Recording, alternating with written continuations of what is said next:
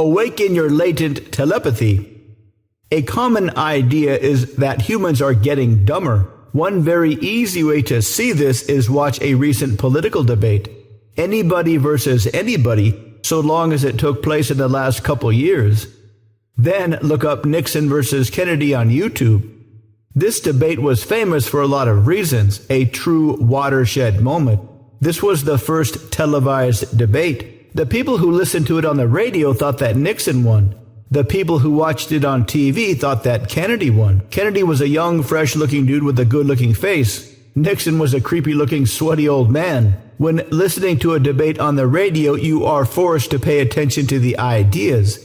But on TV, not so much. Anyhow, pay attention to how intellectual that old debate sounds compared to today's train wreck politicians. This clearly indicates that we are getting a lot dumber, but this isn't quite true. We have the same brains, the same brain capacity. Getting dumber indicates our brains are changing.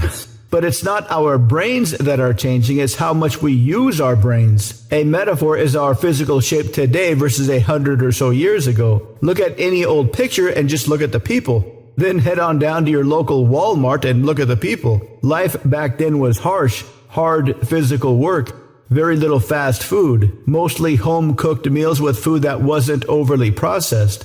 Modern brains are like modern bodies, very squishy, but you do have a lot of built-in potential inside your brain.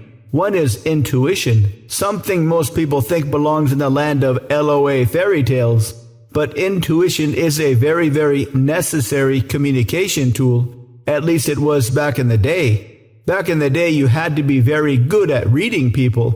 Otherwise, you'd get scammed out of your life savings. Or you'd miss the signs a young cutie from across town was sending you. Before TV and even radio, the only communication was face-to-face. Sure, they had newspapers and pamphlets for hundreds of years, but these were pure words about ideas devoid of any emotional energy. Back before TV and radio, everybody had high levels of intuition. All this means is you need to discover and rebuild your intuition. Once you have a highly functioning intuition, like we used to have, reading people will be easy. Knowing what to say and what not to say will be easy. Knowing who to talk to and when will be easy. And compared to all the other slobbering goofs wandering around too scared to look away from their phones, you will seem like a wizard, a superhero of love, a master of telepathy, a sorcerer of the soul. To learn more, visit mindpersuasion.com/live-training.